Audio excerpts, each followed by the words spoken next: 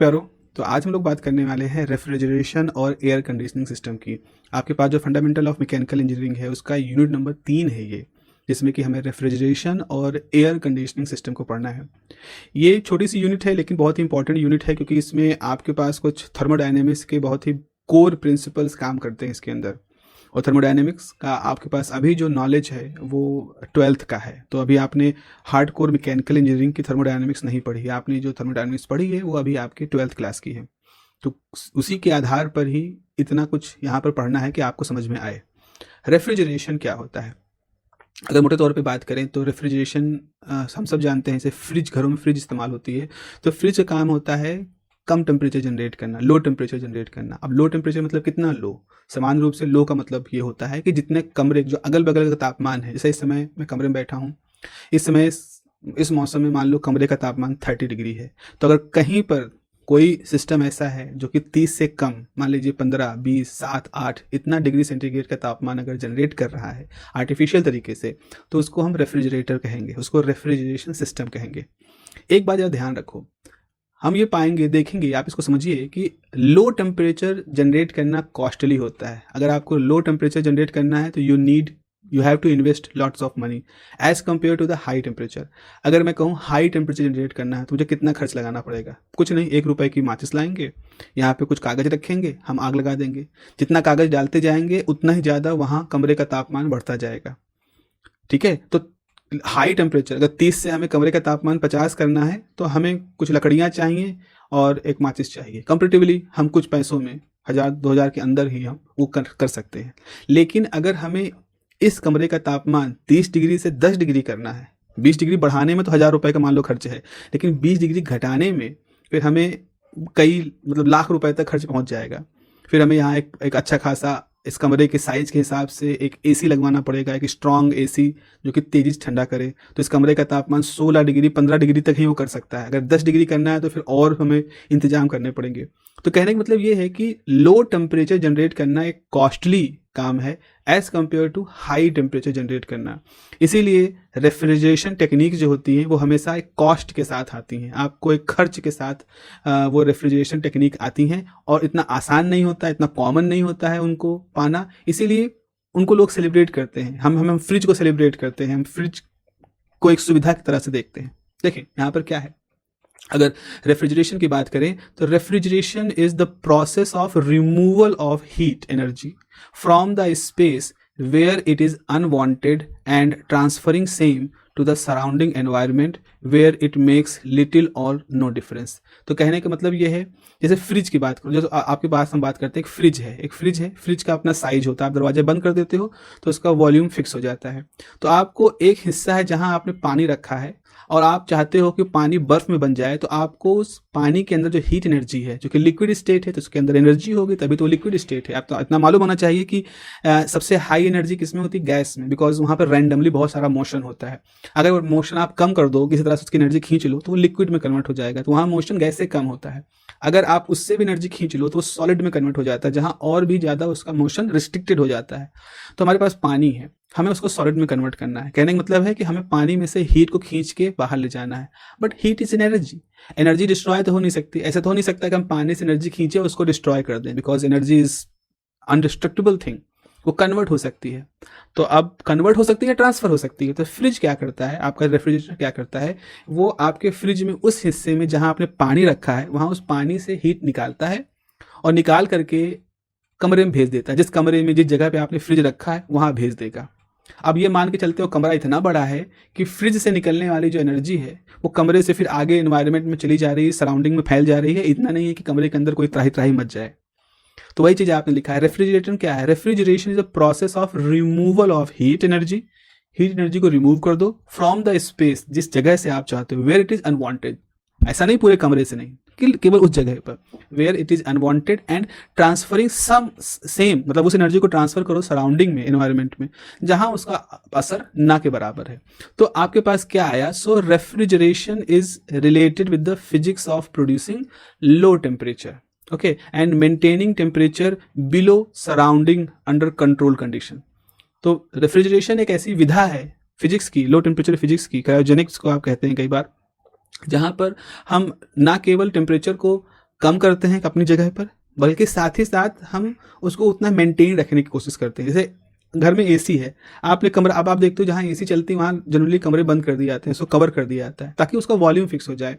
तो केवल इस कमरे की हीट को ही बाहर निकालना होता है। अब बाहर निकालने के लिए आपके पास स्प्लिट एसी का दूसरा सिस्टम होता है, वो एनवायरनमेंट में आपकी कमरे की हीट को फेंकता रहता है। अब ये मान कर कि एनवायरनमेंट एक ऐसी जगह है जहाँ इनफाइनाइट हीट एक्सेप्ट कर ली जा सकती है, तो वहाँ पर उसको भेज रहा है।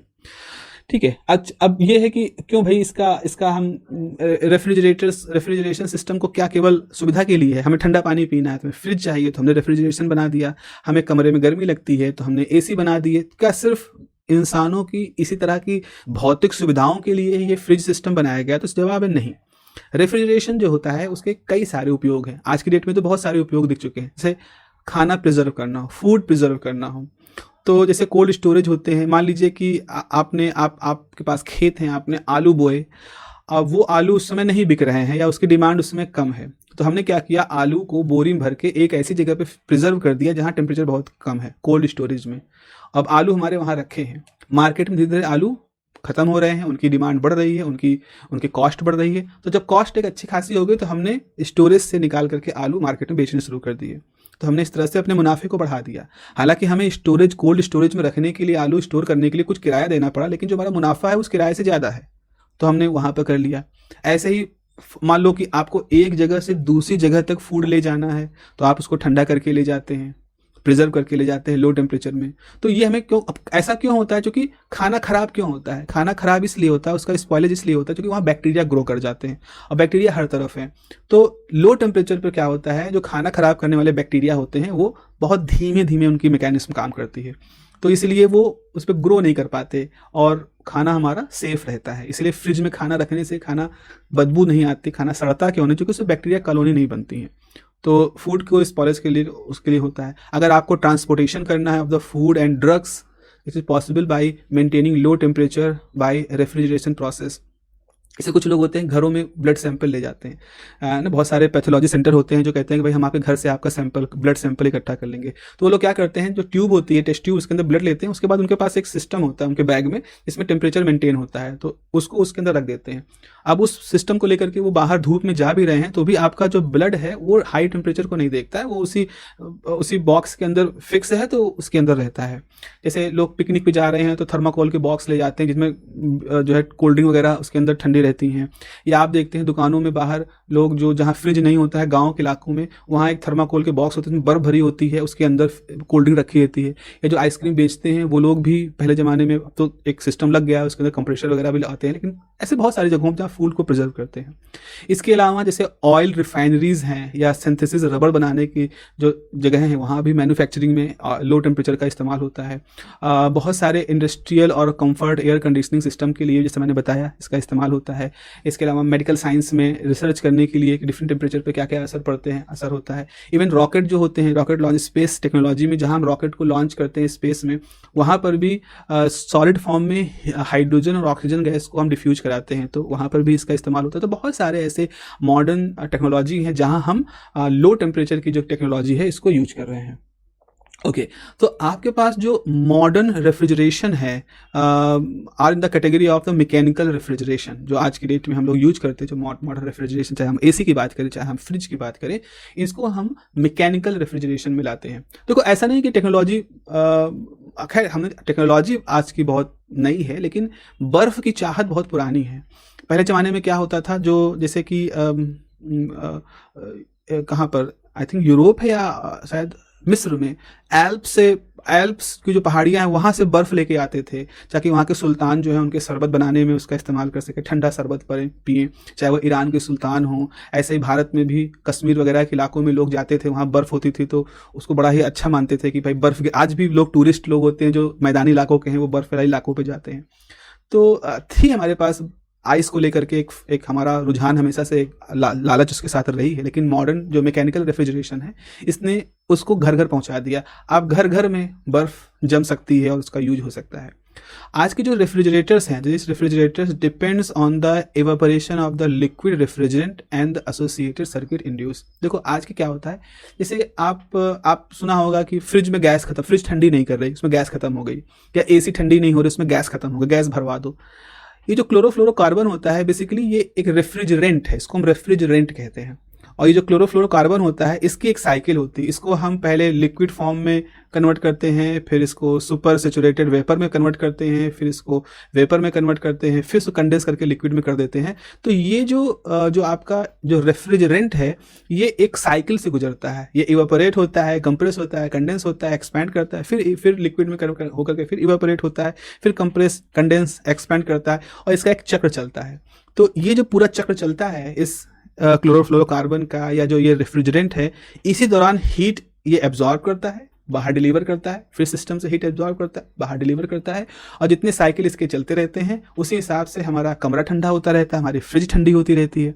इंस्टेंटली ठंडी नहीं होती कि आपने जैसे ऑन किया तुरंत कमरा ठंडा हो गया, इंस्टेंटली आपने ऑन किया फ्रिज ठंडा हो गया, ऐसा नहीं होता है, क्योंकि उसमें जो रेफ्रिजरेंट है उसकी साइकिल चलती है। तो आपका कमरे अगर आपका AC बहुत अच्छा है, उसके सारे कंपोनेंट काम कर रहे हैं, तो आप जैसे ऑन करोगे उसमें कुछ 5-10 साइकिल जब चले जाएंगे इस रेफ्रिजरेंट के कूलिंग और कंडेंसिंग और इवेपोरेशन के, तब धीरे धीरे आपको कमरे में ठंडक महसूस होना शुरू हो जाएगी। थोड़ा सा हम लोग बात करेंगे इसके बारे में।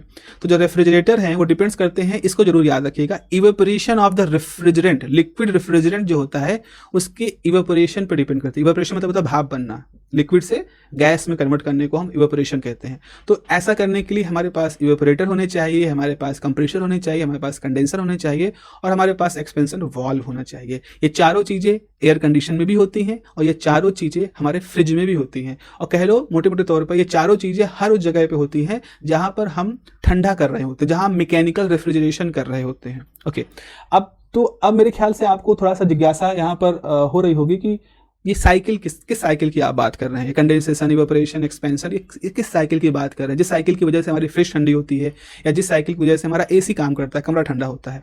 तो जरा समझेंगे इस बात को। Refrigerators is a cyclic device that absorb heat from the heat sink and rejected heat to the heat reservoir या heat source by consuming certain work. Now, this is the physics. Now we are going to discuss the physics. देखो यहाँ पर कुछ चीज़ें हैं जो हम लोग नाम जिनका यूज कर रहे हैं। जैसे एक नाम हम यूज कर रहे हैं हीट सिंक की बात कर रहे हैं। जस्ट मिनट, इसको साफ कर दें भैया, इरेजर नहीं काम कर रहा है। एक minute, let me just erase ताकि थोड़ी जगह बन जाए।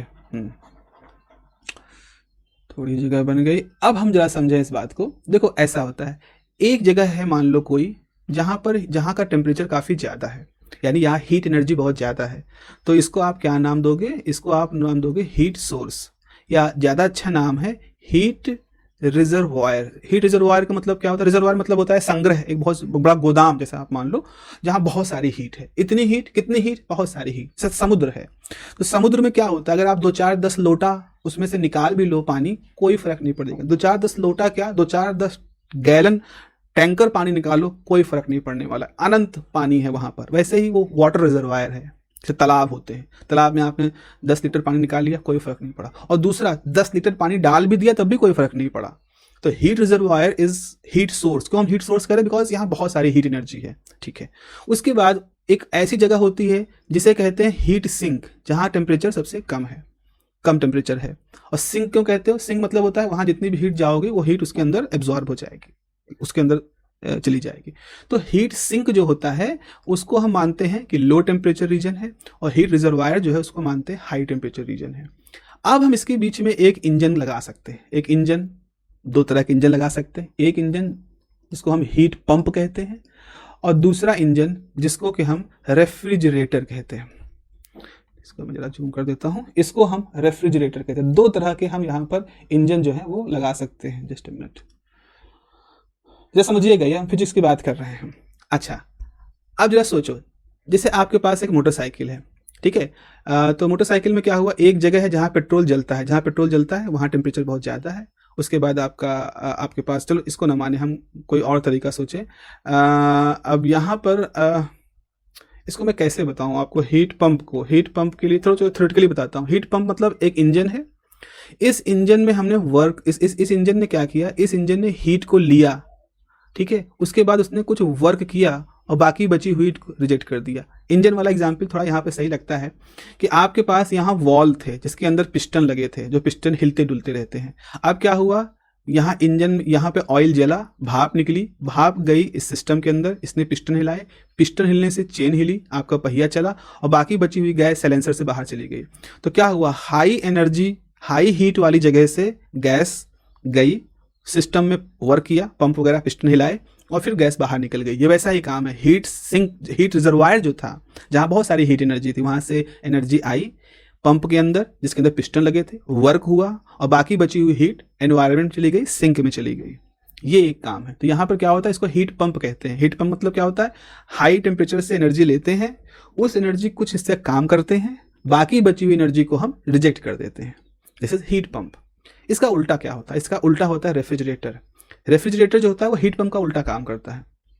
उल्टा काम करने का मतलब क्या हुआ बच्चों, उल्टा काम करने का मतलब ये हुआ कि वो रिजर्वायर से हीट नहीं लेता, वो लो टेम्परेचर से हीट लेता है। ठीक है, तो अब इसका एग्जाम्पल कौन है, जस्ट मुझे इसको साफ करना पड़ेगा एक बार फिर से, और फिर से मैं आपको बताता हूँ। आपको अब मान लो ये आपका ये वही है, हीट सिंक वगैरह है, इसको जस्ट मैं जल्दी से साफ कर देता हूँ। अब आपके पास मान लो हीट सिंक वाली बात है। तो हीट सिंक में क्या है, आपके पास ये हीट सिंक है, आपने एक इंजन लिया जिसको रेफ्रिजरेटर कहते हो, तो इसका टेम्परेचर लो है। तो अब जो रेफ्रिजरेटर है वो ठंडी जगह से हीट खींच रहा है, लेकिन ऐसा तो संभव नहीं है। तो ऐसा करने के लिए हमने उसके अंदर एक इलेक्ट्रिसिटी से पावर वर्क करवाया। तो आपके पास जो रेफ्रिजरेटर है उसके अंदर ऐसा सिस्टम लगा होता है जो बाहर की बिजली, जो लाइट एनर्जी, जो इलेक्ट्रिसिटी एनर्जी है, उससे उसके थ्रू ठंडी जगह, जो लो टेम्परेचर जहाँ वैसे टेम्परेचर कम है, उससे बची हुई एनर्जी वो खींचता है। उसके बाद ये जो हीट, जो वर्क आ रहा है, ये अपनी हीट एनर्जी इसमें कन्वर्ट करता है और ये जो बची हीट एनर्जी यहाँ खींची गई है उसको हाई टेम्परेचर वाली जगह पर भेज देता है। तो अगर आप सोचो हाई टेम्परेचर की जगह कौन सा है, कमरा है। हीट सिंक कौन सा है, हमारा फ्रिज है। और ये जो पीछे कंप्रेसर लगे हैं वगैरह ये जो लगा है ये उसका इंजन है। तो आपने जैसे स्विच को लगाया, रेफ्रिजरेटर ने क्या किया, रेफ्रिजरेटर ने आपकी इलेक्ट्रिकल एनर्जी से वर्क किया और उसने उस फ्रिज के अंदर से हीट को खींचा जो कि पहले ठंडा था और ठंडा कर दिया और बाहर कमरे में उसको भेज दिया। इसीलिए जब आप फ्रिज के पीछे हाथ लगाते हो तो आपको गर्माहट महसूस होती है, जो कि फ्रिज के पीछे वो जो पूरी जाल लगी होती है वो लगातार हीट को बाहर फेंक रही है। तो इस तरह से हम जब फिजिक्स के पॉइंट ऑफ व्यू से, थोड़ा सा कंसेप्चुअल पॉइंट ऑफ व्यू से देखते हैं बच्चों, तो फिर हमें इसमें ये हीट सोर्स, हीट सिंक, इन सब चीज़ों को, इन सारे वर्ड्स को यूज करना होता है। तो देखें, अब फिर से समझें, refrigerator is a cyclic device, एक क्रम में काम करता है, that absorb heat from heat sink. Sink मतलब जहां टेम्परेचर पहले से लो है। That absorb heat from heat sink and reject, जो हीट खींचा उसको कहाँ रिजेक्ट किया, टू द हीट रिजर्वायर, मतलब जो कमरा है जो पहले से गर्म है वहां भेजा, बाय कंज्यूमिंग सर्टेन वर्क, और ऐसा करने के लिए कुछ वर्क उसने, उस इंजन ने कंज्यूम किया था। So basically its work is opposite to the heat pump. तो हीट पंप जहां वर्क करता है, जैसे मोटरसाइकिल पेट्रोल जलने से जो गैस हीट जनरेट हुई उससे वो पिस्टन हिला करके बाहर चला जाता है, तो आपकी गाड़ी आगे बढ़ती है, वर्क होता है। तो वर्क हीट इंजन क्या करता है, हीट पंप जो होते हैं वर्क करते हैं, और जो रेफ्रिजरेटर सिस्टम होते हैं वो वर्क को एब्जॉर्ब करते हैं। तो वर्क प्रोड्यूस करना, वर्क एब्जॉर्ब करना, work done on the body, work done by the body वाला कॉन्सेप्ट यहाँ पे काम करता है। सो हीट पंप क्या होता है, heat pump absorb energy from the heat reservoir, जैसे मैंने बताया, हाई टेम्परेचर यानी हीट रिजर्वायर से हीट एब्जॉर्ब करते हैं, परफॉर्म सर्टेन वर्क, कुछ काम करते हैं, and then reject the remaining heat to the sink, वापस रिजेक्ट कर देते हैं। अब जरा समझें इस पूरे डायग्राम को। अगर कंपैरिजन पूछा जा रहा है हीट रिजर्वायर और रेफ्रिजरेटर में, तो सॉरी हीट पंप और रेफ्रिजरेटर में, तो आप ये डायग्राम बना सकते हैं। देखो यहाँ हीट रिजर्वायर है, इसको रिजर्वायर ही लिखना, ये आइडियल परफेक्ट टर्मिनोलॉजी है इसकी, जिस पे आप छेड़छाड़ मत करिएगा। एक हीट रिजर्वायर है जिसका टेम्परेचर T1 है, एक हीट सिंक है जिसका टेम्परेचर T2 है, और T1 हमेशा T2 से ज़्यादा होता है। आपने एक इंजन लिया, E symbol for the heat pump, suppose heat pump है, तो हीट पंप ने क्या किया, Q1 एनर्जी ली हाई टेम्परेचर वाली जगह से, वर्क परफॉर्म किया Q1 माइनस Q2, और बची हुई एनर्जी Q2 को सिंक में भेज दिया। ये वैसा है, इंजन में पेट्रोल जला, पंप जो 4 स्ट्रोक 3 स्ट्रोक पंप थे उन्होंने पिस्टन हिलाए, टायर वो सब हिला, बाइक आगे बढ़ी, बची हुई हीट साइलेंसर के थ्रू बाहर निकल गई एनवायरनमेंट में। ये हो गया।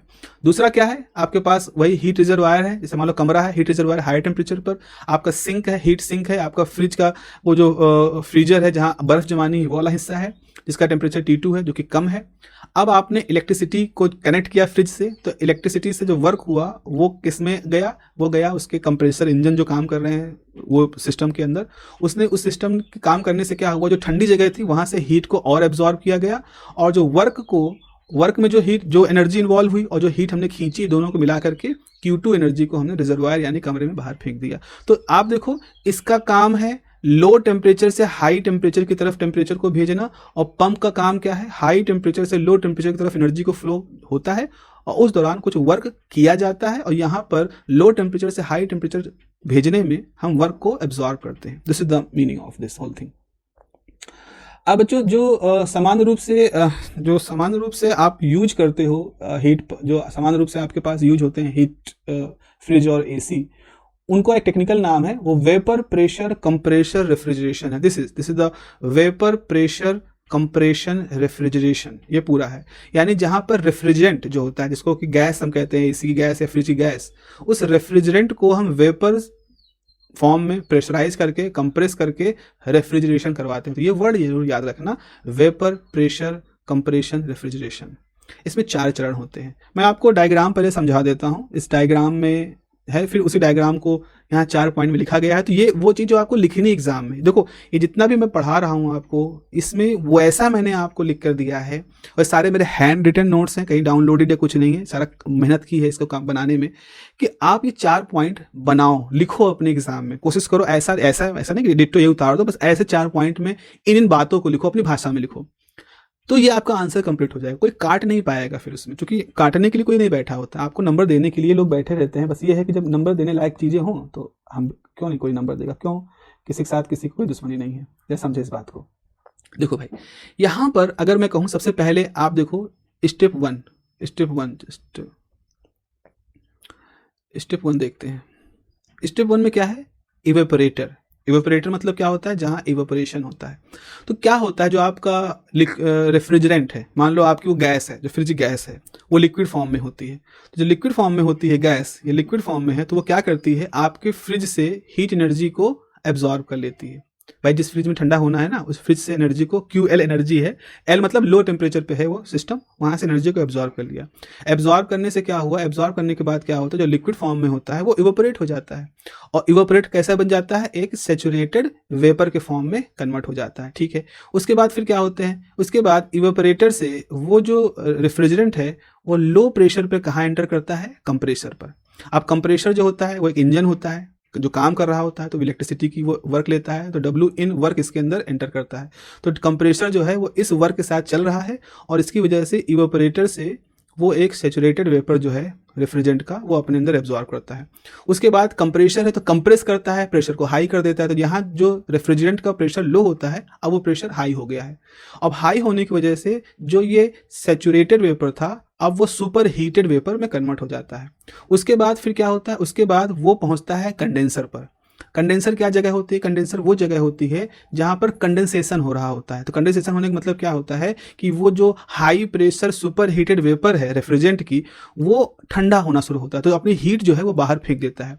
ये वो जगह है जो एसी का बाहरी हिस्सा होता है, फ्रिज का पीछे का हिस्सा होता है। तो जब आप एसी के बाहर, जो स्प्लिट एसी का जो बाहर का हिस्सा, वहां खड़े होते हैं, तो आपको जो गर्माहट महसूस होती है वो इसलिए होती है कि वहां पर कॉइल के अंदर जो आपका रेफ्रिजरेंट आया है, अब वो कंडेंस हो रहा है और वो हीट को बाहर फेंक रहा है। जब हीट बाहर फेंक देता है तो वो फिर से अब सैचुरेटेड सब कूल्ड लिक्विड में कन्वर्ट हो जाता है। तो जहां वेपर था, अब वो लिक्विड में कन्वर्ट हो गया, लिक्विड में कन्वर्ट, लेकिन अभी भी उसका प्रेशर हाई है। उसके बाद फिर उसको हम एक्सपेंशन डिवाइस में भेजते हैं, वॉल्व लगे होते हैं, कैपिलरी लगी होती है। जब एक्सपेंशन डिवाइस से भेजते हैं तो थ्रॉटलिंग होती है, मतलब बहुत तेजी से एक्सपैंड करता है, और एक्सपैंड करने से क्या होता है, वो जो सुपर लिक्विड था, अब वो फिर से लिक्विड और वेपर का मिक्सचर बन जाता है, उसका प्रेशर लो हो जाता है। फिर से वो इवेपोरेटर में जाता है और आपके फ्रिज से फिर से हीट एक्सेप्ट करता है, फिर से सैचुरेटेड वेपर बनता है लो प्रेशर पर, फिर कंप्रेसर उसको हाई प्रेशर पर सुपर हीट वेपर कन्वर्ट करता है, फिर से वो आपके कंडेंसर में जाता है, वहाँ जितनी हीट इसने एब्जॉर्ब की थी उतनी हीट और जो वर्क को मिला करके QH हीट को बाहर फेंकता है, फिर से लिक्विड में कन्वर्ट होता है, एक्सपैंड करता है, ठंडा होता है, लो प्रेशर, और फिर से अगली साइकिल में चला जाता है। तो इस तरह से जितनी बार ये साइकिल पूरी होती है, तो समझ लो इवेपोरेटर वाला कहाँ काम है, आपका कमरा है, तो कमरे से हीट ली जा रही है, और कंडेंसर वो जगह है जो आपके छत पे रखा हुआ स्प्लिट एसी का दूसरा हिस्सा, जहाँ हीट भेजी जा रही है, और ये पूरा चक्र चलता रहता है। तो वो जो रेफ्रिजरेंट है वो पहले वेपर में कन्वर्ट होता है, लो प्रेशर, फिर सुपर हीट वेपर में कन्वर्ट होता है, हाई प्रेशर, फिर सुपर कूल्ड लिक्विड में कन्वर्ट होता है, हाई प्रेशर, फिर लिक्विड वेपर मिक्सचर में कन्वर्ट होता है, लो प्रेशर, और फिर से वो एक पूरे साइकिल को पूरा करता हुआ आगे बढ़ता है। इसीलिए जैसे भी आप फ्रिज को या एसी को ऑन करते हो, इमीडिएटली आपको ठंडक नहीं महसूस होती है, क्योंकि वो एक साइकिल है, पूरा एक चक्र पूरा करते हुए वो काम होना है। जरा देखिए यहाँ पर क्या लिखा है कि इन द इवेपोरेटर, पहला हिस्सा, in the evaporator low pressure low temperature refrigerant, वही जो मैं गैस की बात कर रहा हूँ, फ्रिज की, उसकी बात कर रहे हैं। तो लो प्रेशर में लो टेम्परेचर रेफ्रिजरेंट होता है, वो एब्जॉर्ब करता है हीट QL, जैसा कि यहाँ डायग्राम में लिखा है QL हीट एब्जॉर्ब करता है फ्रॉम द हीट सिंक और चैम्बर ऑफ द फ्रिज या आपका कमरा। फिर जो रेफ्रिजरेंट है वो कन्वर्ट हो जाता है सेचुरेटेड वेपर में और लो प्रेशर पर।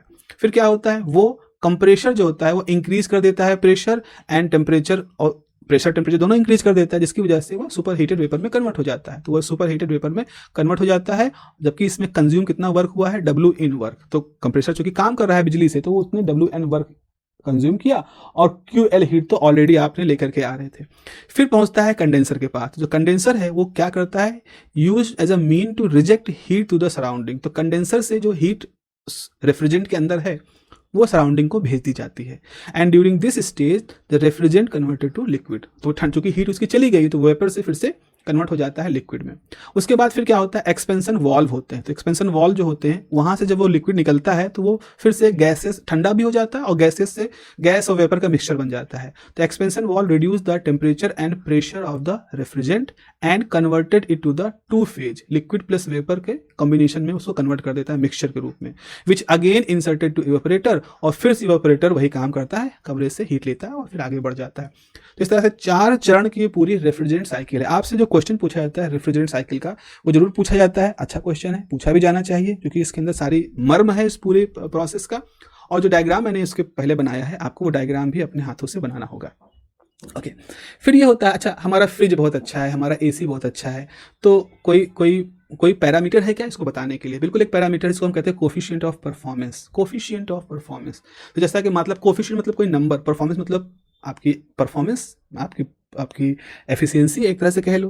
तो जैसे अगर सामान्य रूप से क्या होता है, जैसे हमारा रिपोर्ट कार्ड जो होता है, वो भी हमारा कोफिशिएंट ऑफ परफॉर्मेंस निकालने के लिए होता है कि आपने एग्जाम दिया, कितने नंबर है, 85%, अच्छा 85%, दूसरा 95%। तो ऐसा माना जाता है कि उसका कोफिशिएंट ऑफ परफॉर्मेंस आपसे अच्छा है, बिकॉज उस सिलेबस का वो 95% जानता है और रिप्रोड्यूस करके आया एग्जाम, तभी उसको 95% नंबर मिले हैं, और आप केवल उसका 85% रिप्रोड्यूस कर चुके हो।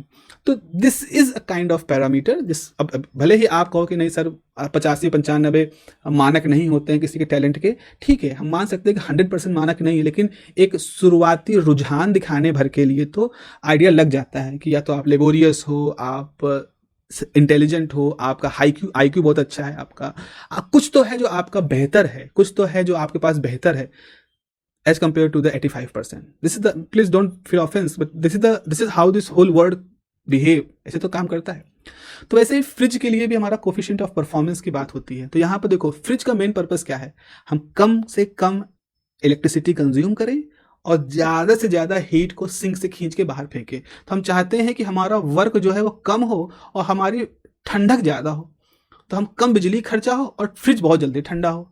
मतलब 2 साइकिल में वो आपका ऐसा सोचो, आपने पानी रखा और 10 मिनट में आपने उसमें से फ्रिज में से बर्फ निकाल ली। 10 मिनट के अंदर फ्रिज ने इतनी साइकिल चला दी, इतनी जल्दी साइकिल चला दी कि आपका जो पानी जो कि शायद 30 डिग्री सेंटीग्रेड पे था, वो 0 डिग्री पहुंच गया। तो यानी कि बिजली भी कम खाए और तेजी से आपके फ्रिज ठंडा करना शुरू करे। तो ठंडा करने का मतलब क्या है, साइकिल कम चले और हर साइकिल में ज़्यादा से ज़्यादा हीट जो है वो लो टेम्परेचर से एब्जॉर्ब हो। तो इससे 3 साइकिल 10 मिनट के अंदर मान लो 5 साइकिल चली, तो 5 साइकिल में इतनी हीट एब्जॉर्ब कर ली कि 30 डिग्री से 0 डिग्री पहुंच गया, आपका बर्फ जम गया। तो यहाँ पे लिखा है the main purpose of refrigerator is to remove certain heat Q1 from the sink मतलब वही फ्रिज का बॉडी या आपके कमरा का temperature, so that factor of interest is amount of heat that can be removed per unit power consumption. तो हमारा interest कितना है कि यूनिट पावर कंजम्पशन में कितनी हीट रिमूव हो रही है, और हमारा स्वार्थ क्या कहता है, कम से कम पावर कंजम्पशन हो, ज्यादा से ज्यादा हीट रिमूव हो। तो हम यहाँ पर एक फैक्टर इस लॉजिक से डाल सकते हैं, जिसे कोफिशिएंट ऑफ परफॉर्मेंस कहते हैं। तो कोफिशिएंट ऑफ परफॉर्मेंस में W जो है, वर्क जो है रेसिप्रोकल है और Q1 प्रोपोर्शनल में है। तो अगर कम वर्क लग रहा है और ज्यादा हीट रिमूव हो रहा है, तो उसका जो COP होगा ज्यादा होगा, कोफिशिएंट ऑफ परफॉर्मेंस। तो कोफिशिएंट ऑफ परफॉर्मेंस को कैसे लिखते हैं, Q1/W। Q1 is the heat removed and W is the work input to the system. आपने पढ़ा है जो Q2 जो हीट रिजेक्ट होती है वो W प्लस Q1 होती है, तो W बराबर क्या हो जाएगा Q2 माइनस Q1। मैंने ये बताया था ना कि आपने हीट कितनी एब्जॉर्ब की सिंक से Q1, फिर आपका ये जो रेफ्रिजरेटर था इसने वर्क कितना कंज्यूम किया था W, तो जो हीट रिजेक्ट करेगा Q2 उसमें W और Q1 दोनों का रोल होगा, क्योंकि एनर्जी डिस्ट्रॉय नहीं हो रही है, एनर्जी तो कन्वर्ट हो रही है, तो दोनों मिक्स होकर के Q2 पहुंच गई। तो Q2 अगर W प्लस Q1 है तो W बराबर Q2 माइनस Q1 होगा। तो COP का एक और फॉर्मूला यहाँ पर आप देख सकते हो जो कि उसी तरह से W1 से निकाला गया है, सॉरी W से निकाला गया है, तो W बराबर Q2 माइनस Q1 और ये Q1 हो गया। तो यहाँ से आप COP का एक ये भी फॉर्मूला कैलकुलेट कर सकते हो। तो Q2 minus Q2 is always more than the Q1। ठीक है, अच्छा ये तो हो गया। अच्छा एक बहुत बढ़िया क्वेश्चन है जो बहुत इंपॉर्टेंट है, इस बार के लिए जरूर इंपॉर्टेंट है, इसको मार्क कर लीजिएगा कि explain the working of vapour compressor refrigeration system by TS diagram. Now what is this? TS diagram क्या होता है? TS मतलब T होता है टेम्परेचर और S मतलब होता है एंट्रोपी। अब यहाँ पर सेकंड लॉ ऑफ थर्मोडायनेमिक्स की बात आती है कि एंट्रोपी एक पैरामीटर है, टेम्परेचर एक पैरामीटर है। एंट्रोपी के बारे में बात करने के अगर मैं कहूँ तो बहुत कुछ है जो एंट्रोपी के बारे में बात की जा सकती है। फिजिक्स का बहुत ही प्यारा टॉपिक है, प्रिंस ऑफ, अगर मैं सभी टॉपिक्स की बात करूं तो this is a prince topic. Prince मतलब जैसे राजकुमार वाला टॉपिक, सब लोग इसके बारे में चर्चा करना चाहते हैं, बहुत इसकी लेगेसी है। मतलब राजकुमार से लोग नहीं होते कि कहीं का राजकुमार है तो उसके बाप दादा परदादा, उसकी रियासत, उसके पैसे, उसके रुतबे, उसके रहन सहन, ऐसे बहुत सारे विषय होते हैं जिसके बारे में लोग बात कर सकते हैं। अब एक गरीब आदमी, उसके बारे में क्या बात करोगे? एक गरीब है बेचारा, भीख मांग रहा है, तो उसके बारे में क्या ग्लोरी करोगे कि इसने आज चौराहे भीख मांगी, इसने आज मॉल के सामने भीख मांगी, इसने मंदिर के सामने भीख मांगी, इसमें कोई ग्लोरी तो नहीं दिख रही है ना राजकुमार। तो ये ऐसा टॉपिक है entropy, Prince of the topics. तो बहुत कुछ इसके बारे में बात की जा सकती है, लेकिन चूंकि अभी आपके पास थर्मोडायनेमिक्स का बैकग्राउंड नहीं है अनफॉर्चुनेटली, लेकिन फॉर्चुनेटली होगा। मैकेनिकल इंजीनियरिंग में अगर आप हो तो आप थर्मोडायनेमिक्स को पढ़ोगे, कंप्यूटर साइंस वाले हो तो एंट्रोपी आप इन्फॉर्मेशन थ्योरी में पढ़ोगे, बट यहाँ वो अलग एंट्रोपी है, पर यहाँ पर आपको एंट्रोपी अलग से पढ़ाई जाएगी। फिलहाल के लिए मैं एंट्रोपी के बारे में नहीं बात करूंगा कि how it is related with the information, how entropy is related with the disorderness, although it is related with the disorderness, but entropy just a parameter. जैसे प्रेशर एक पैरामीटर होता है, वॉल्यूम पैरामीटर होता है, टेम्परेचर पैरामीटर होता है, वैसे fourth parameter entropy है। तो हमें जो कंप्रेशन रेफ्रिजरेशन डायग्राम है इसको TS डायग्राम से रिप्रेजेंट करना है। ये इस तरह के representation engineering point of view से इंपॉर्टेंट होते हैं, क्योंकि हमको एक बहुत ही क्रिस्प जो फिजिक्स है उसके पीछे की हमको समझ में आ जाती है।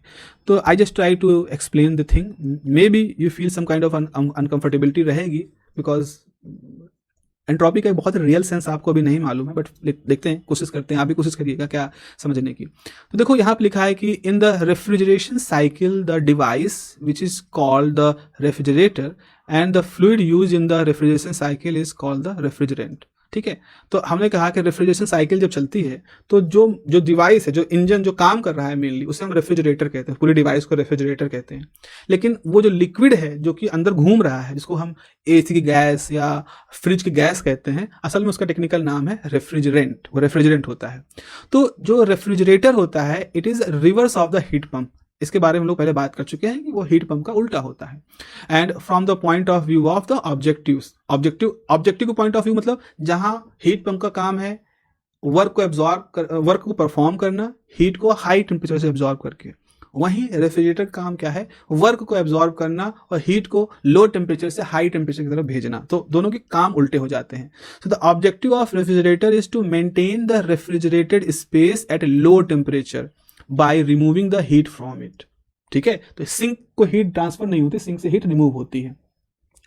तो अब जो vapour compressor refrigeration is the most widely use refrigeration cycle and it induce 4 steps. तो ये वही पीछे जो कंप्रेशन एक्सपेंशन हम लोगों ने पढ़ा है वही चीज है, बट अब की बार इसको हम थर्मोडायनेमिकल पॉइंट ऑफ व्यू से पढ़ेंगे। कुछ वर्ड्स हैं बेटा इसमें जो आपको समझने हैं, जैसे आइसो एंट्रोपिक। आइसो मतलब होता है एक समान, तो आइसो एंट्रोपिक इसे कहते हैं। अब एंट्रोपी मतलब होता है, हमने एंट्रोपी एक पैरामीटर बनाया, आइसो मतलब होता है कि सेम, तो यानी कि DS 0 हो, तो एक ऐसा प्रोसेस जिसमें एंट्रोपी ना चेंज हो, उसको हम आइसेंट्रोपिक प्रोसेस कहते हैं। तो हम एक ऐसा कंप्रेशन का मतलब जानते हो ना, कंप्रेशन मतलब होता है प्रेशर कम करना, तो हम प्रेशर को हाई प्रेशर से लो प्रेशर की तरफ ले जा रहे हैं, लेकिन एंट्रोपी में कोई चेंज नहीं कर रहे हैं, तो इसको आइसेंट्रोपिक प्रोसेस कहते हैं। आइसेंट्रोपिक कंप्रेशन, कंप्रेशन में ये भी होता है कि वॉल्यूम जो होता है लार्ज वॉल्यूम से स्मॉल वॉल्यूम की तरफ हम जाते हैं, तो कंप्रेशन का ये मतलब होता है, ये कंप्रेशर के अंदर होता है। उसके बाद फिर constant pressure isobaric, baric is word for the pressure, तो आइसोबैरिक हीट रिजेक्शन कहते हैं, ये हम कंडेंसर में कहते हैं। उसके बाद थ्रॉटलिंग, थ्रॉटलिंग में क्या होता है कि चेंज इन एनर्जी नहीं होती, जैसे एडियाबैटिक प्रोसेस होता है ना वैसा होता है, थ्रॉटलिंग होता है, इसको हम एक्सपेंशन डिवाइस में करते हैं। उसके बाद फिर से एक आइसोबैरिक प्रोसेस होता है, हीट एब्जॉर्प्शन होता है, उसको हम इवेपोरेटर में कहते हैं। ये चार चीज याद रख लो, बहुत जरूरी है। याद रखो पहली बात, जो कंप्रेशर होता है वहां पर क्या होता है, आइसो एंट्रोपिक, मतलब एंट्रोपी चेंज नहीं होती है लेकिन वॉल्यूम जो होता है वो डिक्रीज करता है क्योंकि कंप्रेशन हो रहा है। कंडेंसर में क्या होता है, आइसोबैरिक, यानी प्रेशर कांस्टेंट रहता है, हीट जो होती है वो सिस्टम से बाहर जाती है, हीट रिजेक्ट होता है। फिर एक्सपेंशन में क्या होता है, एनर्जी कोई चेंज नहीं होता, थ्रॉटलिंग प्रोसेस होता है, एडियाबैटिक नेचर का होता है। और चौथा प्रोसेस है आइसोबैरिक, फिर होता है लेकिन अब की बार हीट का एब्जॉर्प्शन होता है, अब की बार हीट का एब्जॉर्प्शन होता है, ये कहाँ होता है, इवेपोरेटर में होता है। तो ये 4 चरण में होने वाला पूरा प्रोसेस है। ये जो मैं बोलने चाह रहा हूँ ये और जो इससे पहले ये प्रोसेस हम लोग डिस्कस किया सेम है, वही चीज़ है, लेकिन अब की बार हम थोड़ा सा ज़्यादा फिजिक्स के पॉइंट ऑफ व्यू से या इंजीनियरिंग के पॉइंट ऑफ व्यू से देख रहे हैं। तो जरा सा मैं आपको जूम करके दिखाता हूँ, जूम कर दूँ मैं आपको, एक मिनट, फंस गया, एक मिनट, ये देखो, ये है हमारा, ये देखो यहाँ पर। तो यहाँ पर देखो इवेपोरेटर है, स्टेज नंबर 1। तो इवेपोरेटर में क्या हुआ, जो आपका कमरा है, कोल्ड कमरा है, उसको और ठंडा करना है तो वहाँ से हीट आप इवेपोरेटर में भेजते हो। उसके बाद इवेपोरेटर से वो हीट कहाँ जाता है, कंप्रेशर पर, यहाँ आपको लो प्रेशर होता है, कंप्रेशर क्या करता है उसको हाई प्रेशर पे कर देता है, यहाँ कंप्रेशर लगा, यहाँ से वर्क इंसर्ट होता है। उसके बाद फिर वो कंडेंसर में जाता है, कंडेंसर आपका छत है या आपके फ्रिज का पीछे का हिस्सा है, तो छत पे जो फ्रिज स्प्लिट एसी रखी है वो बाहर भेज दे रही है हीट को, वार्म गर्मी बढ़ा रही है और पूरे मोहल्ले की। उसके बाद फिर क्या होता है, वहाँ से सुपर हीटेड जो वो मिक्सचर लिक्विड हो जाता है वो एक्सपेंशन वॉल में आता है, वो जो आपका रेफ्रिजरेंट है, एक्सपेंशन वॉल जो होता है वो उसको एक्सपैंड करता है, उसका प्रेशर भी कम करता है, उसका टेम्परेचर भी लो करता है, गैस मिक्सचर हो जाता है, फिर से वो इवेपोरेटर में आता है और फिर से अगले चरण के लिए काम शुरू हो जाता है। ये है पूरे रेफ्रिजरेशन का साइकिल। अब इसी चीज को हमने बच्चों देखो बगल में राइट साइड में बनाया है एक डायग्राम के थ्रू। ये बहुत यही डायग्राम है जो आपसे पूछा जा रहा है। तो आपसे क्या पूछा जा रहा है, आपसे पूछा जा रहा है कि इसी चीज को आप टेम्परेचर एंट्रोपी के डायग्राम से दिखाओ। तो देखो यहाँ हमने मान लो वाई एक्सिस पे टेम्परेचर है, एक्स एक्सिस पे एंट्रोपी है। अब जरा सा मैं इसको फिर से एक्सपेंड, इसको मैं फिर से जूम कर देता हूँ, जूम करते हैं, और ये नहीं इधर इधर ये हो गया। अब देखो सबसे पहले हम शुरू करते हैं यहाँ से, वन स्टेज 1 है, ठीक है, स्टेज 1 है। स्टेज 1 में क्या है हमारे पास, यहाँ पर स्टेज 1 में सेचुरेटेड वेपर है, ठीक है। उसके बाद फिर क्या हुआ, स्टेज 1 में मान लो यहाँ शुरू करते हैं, फिर हमने उसमें W वर्क को इंसर्ट किया। तो क्या हुआ, वर्क को जब हमने यहाँ पर इंसर्ट किया या पिस्टन को चलाया तो उसकी वजह से क्या हुआ, सेम एंट्रोपी पे, देखो ये मान लो एंट्रोपी की वैल्यू कितनी, मान लो H2 है, तो सेम एंट्रोपी पर टेम्परेचर कितना हो गया, 1 से बढ़ के 2 हो गया, ठीक है। तो यहाँ पर क्या हुआ, 1 से बढ़ के टेम्परेचर 2 हो गया। ये स्टेज नंबर 1 है, ये देखो यहाँ पे स्टेज 1 है और ये आपकी स्टेज 2 है। अच्छा 2 हो गया। उसके बाद जब 2 पे पहुंचे उसके बाद फिर क्या हुआ, उसके बाद कंडेंसर के अंदर गया। जब कंडेंसर के अंदर गया तो उसका टेम्परेचर कम हुआ, एंट्रोपी भी उस हिसाब से कम हुई, और उसके बाद वो जो सिस्टम था, जो रेफ्रिजरेंट था, वो तेजी से उसकी एंट्रोपी कम होती, टेम्परेचर T2 ही बना रहता है, T2 टेम्परेचर पर तेजी से एंट्रोपी कम होती क्योंकि हीट जो है वो सिस्टम से बाहर जा रही है। तो सिस्टम से बाहर हीट जाती है तो उसकी एंट्रोपी कम हो जा रही है। तो आप पहुंच गए स्टेज नंबर 3 पर। मैं इसको दिखा दूं क्या, ये रबड़ से इसको साफ कर दें तो ये देखो स्टेज आपको दिख रहे होंगे यहाँ पर। अब आपको स्टेज यहाँ पर साफ साफ दिख रहे होंगे, जस्ट मिनट, कलम ठीक है। अब देखो, अब स्टेज नंबर 3 पे आप यहाँ पर पहुंच गए हो। उसके बाद फिर क्या करोगे, फिर आप जब स्टेज नंबर 3 में पहुंचोगे तो यहाँ एक्सपेंशन करोगे। जब आप एक्सपेंशन करोगे तो आपका सिस्टम जो टेम्परेचर है वो पहले से कम होगा, और पहले से कम होगा तो कम हुआ, और लगभग अब यहाँ पर थोड़ा सा एंट्रोपी में चेंज हो रहा है, आप देखो थोड़ा सा एंट्रोपी में चेंज हो रहा है, पर चलो मान लो लगभग ये आइसोएंट्रोपिक प्रोसेस है। उसके बाद स्टेज नंबर 4 पहुंचोगे, तो स्टेज नंबर 4 पहुंचोगे तो फिर सिस्टम आपके ठंडे कमरे से और हीट अंदर जाएगी, जैसे हीट अंदर जाएगी वैसे एंट्रोपी फिर से बढ़ करके H2 हो जाएगी। तो जैसे एंट्रोपी बढ़ के फिर से H2 हो जाएगी, S1 थी, फिर H2 होने के बाद फिर से वही होगा कि W इसके अंदर इंसर्ट होगा, जैसे W इंसर्ट होगा तो सेम एंट्रोपी पर टेम्परेचर जो है वो बढ़ जाएगा, और फिर स्टेज नंबर नंबर 1 से 2 पहुंच जाओगे तो आप स्टेज नंबर 1 से 2 पहुंच जाओगे। फिर आप कंडेंसर में जाओगे तो आपका टेम्परेचर कम होगा, उसी टेम्परेचर पे हीट रिजेक्ट होगी। तो जब हीट यहाँ रिजेक्ट हो रही है तो आपकी एंट्रोपी भी कम हो जाएगी। तो एंट्रोपी जो है वो बढ़ स्टेज नंबर 3 पे मान लो S1 हो गई। फिर उसी लगभग उसी एंट्रोपी पर टेम्परेचर को कम करेंगे, कैसे? एक्सपेंशन वाल्व की हेल्प से, और फिर वहाँ से आगे एक स्टेज नंबर 1 पहुँच जाएगा। तो आपके पास ये डायग्राम जो है वो ये जो लेफ्ट साइड का डायग्राम है और जो राइट साइड का डायग्राम, दोनों एक दूसरे को बिल्कुल मैच कर रहे हैं, एक दूसरे को फॉलो कर रहे हैं। तो दोनों डायग्राम आप बनाइएगा और साथ ही साथ आपको ये भी लिखना होगा कि ये TS डायग्राम कैसे इसको एक्सप्लेन कर पा रहा है। ओके, नाउ अब हम आते हैं जो लिखा पढ़ा जो हुई है यहाँ पर, वो देख लेते हैं। ठीक है, यहाँ पर इसको देख लेते हैं। देखिए, अब हम ये 4 लाइनों में सारा लिख रहे हैं। तो इन द वेरी, अब मैं बस पढ़ता जा रहा हूँ, आप इसको अपने नोट्स में डाउनलोड कर सकते हैं, इसको देख लीजिएगा। In the very first step the refrigerant enter the compressor में मान लो एंटर कर रहा है in the saturated vapour form. ठीक है, it compressed by compressor in the isoentropic manner, मतलब जब एंट्रोपी में कोई चेंज नहीं होता तो आइसोएंट्रोपिक मैनर में एंटर करती है। So this increases the temperature of the refrigerant above the surrounding temperature. इससे क्या होता है, उसका टेम्परेचर बढ़ जाता है। अब यहाँ पर एक चीज आप समझो, जब आइसोएंट्रोपिक प्रोसेस होता है तो जो वर्क डन होता है वो एंथैल्पी के डिफरेंस के बराबर होता है। तो स्टेज नंबर 2 की एंथैल्पी माइनस स्टेज नंबर 1 की एंथैल्पी। अब आप कहोगे सर एंथैल्पी ये क्या नई चीज आ गई, एंट्रोपी पढ़ा, वॉल्यूम, प्रेशर, टेम्परेचर, ये चौथी पांचवी चीज एंथैल्पी क्या होती है? तो एंथैल्पी भी एक थर्मोडायनेमिकल पोटेंशियल होता है। I am not going to detail into this thing because अभी वो संभव ही नहीं, वो आप थर्मोडायनेमिक्स पढ़ोगे अपने कोर्स में। फिलहाल के लिए आप W in जो है उसको H2 माइनस H1 कह सकते हो, जहां H1 और H2 क्या है? Enthalpy of the temperature at T1 and T2 है। ठीक है, उसके बाद जो हमारी जो रेफ्रिजरेंट है वो एक सुपर हीटेड वेपर के फॉर्म में है, और वो किस में एंटर करता है? कंडेंसर में एंटर करता है, and leave it as a saturated liquid. So the extra heat rejected to the surrounding but the temperature of refrigerant is still large enough. अभी उसका टेम्परेचर T2 बना हुआ है। ये आप डायग्राम से बिल्कुल मैच करते हुए बन रहा है। देखो ये जो ऊपर का डायग्राम था इसी के साथ बन रहा है कि फिर ये यहाँ टेम्परेचर T2 बना हुआ है, यहाँ ये रिजेक्ट कर चुका है हीट। इस पूरे प्रोसेस के दौरान जो हीट रिमूव हो रही है, तो जो हाई टेम्परेचर पे QH है वो H3 माइनस H2 है। तो स्टेज नंबर 3 की एंथैल्पी माइनस स्टेज नंबर 2 की एंथैल्पी। उसके बाद तीसरे स्टेप में क्या होता है? At stage 3 the refrigerant throttle किया जाता है, एक्सपैंड किया जाता है, जूल थॉमसन इफेक्ट वहां पे होता है, to evaporate the pressure with the help of the capillary tube system. So here the drop of refrigerants are at temperature 2। Drop in temperature हम ऑब्जर्व करते हैं। तो क्या होता है, जो रेफ्रिजरेंट है उसके टेम्परेचर में कमी आ जाती है, और lower than the refrigerant space, तो जो कमरा है उससे ज़्यादा ठंडा हो जाता है। इसकी वजह से क्या होता है, अब थ्रॉटलिंग के बाद हमारी एंट्रोपी में कोई चेंज नहीं होता, तो H3 H2 बराबर होता है। फिर अगली स्टेज में क्या होता है, जैसे रेफ्रिजरेंट एंटर करता है इवेपोरेटर में, तो फिर से आपका हीट जो है आपके कमरे से रेफ्रिजरेटेड स्पेस से, कमरे से आपकी हीट एब्जॉर्ब कर ली जाती है, और वो कंप्लीटली फिर से आपके रेफ्रिजरेंट को इवेपोरेट कर देता है। फिर से वो साइकिल कंप्रेशन में जाता है स्टेज नंबर 1 पर, और फिर से अपना पूरा प्रोसेस शुरू हो जाता है।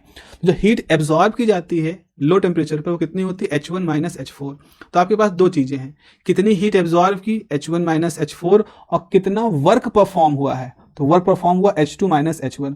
तो मैंने COP में आपको बताया था, COP में यही लिखा जाता है कि कितनी हीट लो टेम्परेचर से एब्जॉर्ब हुई है और कितना वर्क वैसा करने के लिए उसमें कंज्यूम हुआ है।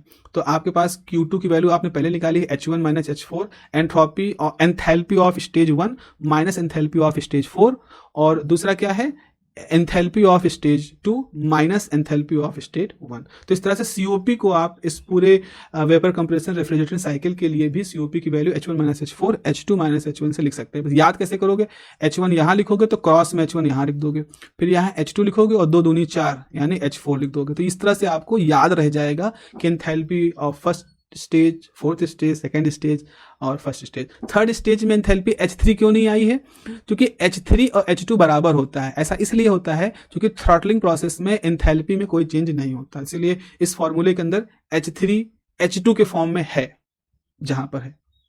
ओके, नाउ आपसे क्वेश्चन पूछते हैं कि जो डोमेस्टिक रेफ्रिजरेशन होता है उसके बारे में बताओ। तो डोमेस्टिक रेफ्रिजरेशन में वही चीजें होंगी, कंप्रेसर होगा, कंडेंसर होगा, इवेपोरेटर होगा, वॉल्व होगा, तो वही चीज यहाँ पर भी होती है। जरा आप देखिए डायग्राम को, इस डायग्राम को मैं आपको दिखा देता हूँ। इधर जाना, ये देखो, यहाँ पे देखो, ये आपके पास इवेपोरेटर है, जो पीछे लगा होता है फ्रिज के। उसके बाद फ्रिज के अंदर जो जो पाइप होती है उसमें एक्सपेंशन वाल्व होता है कैपिलरी में। फिर उसके बाद क्या होता है, ये रेफ्रिजरेंट रिसीवर है जहाँ पर भरा होती है गैस। फिर उसके अंदर एक कंडेंसर लगा होता है, ये कंडेंसर है, तो कंडेंसर है इसके अंदर। उसके बाद फिर एक कंप्रेशर लगा होता है, तो कंप्रेशर, कंडेंसर, एक्सपेंशन वाल्व और इवेपोरेटर, ये चार के चार चीज़ें यहाँ पर भी हैं, जो कि हम पहले से ही साइकिल के लिए बताते चले आ रहे हैं कि चार चीज़ें होती हैं किसी भी कूलिंग सिस्टम में जो मैकेनिकल रेफ्रिजरेशन है उसमें। तो डोमेस्टिक रेफ्रिजरेशन में आप ये डायग्राम बना सकते हैं, यहाँ पर लिखा है देखो, the evaporator is located in the freezer. तो जो इवेपोरेटर होता है वो फ्रीजर के अंदर लगा होता है, freezer box, in the form of the coil, and the liquid refrigerant is evaporated in the evaporator by absorbing the heat from the content या गुड्स जो भी आपने रेफ्रिजरेटर के अंदर रखा है, रेफ्रिजरेटर कैबिनेट में जो भी कुछ रखा है उस कैबिनेट के अंदर से मान लो पानी रखा है, तो पानी में जो हीट है वो इवेपोरेटर जो होता है वो फ्रीजर से एब्जॉर्ब कर लेता है। उससे क्या होता है, जो रेफ्रिजरेंट है, जो एसी गैस है, वो इवेपोरेट हो जाती है।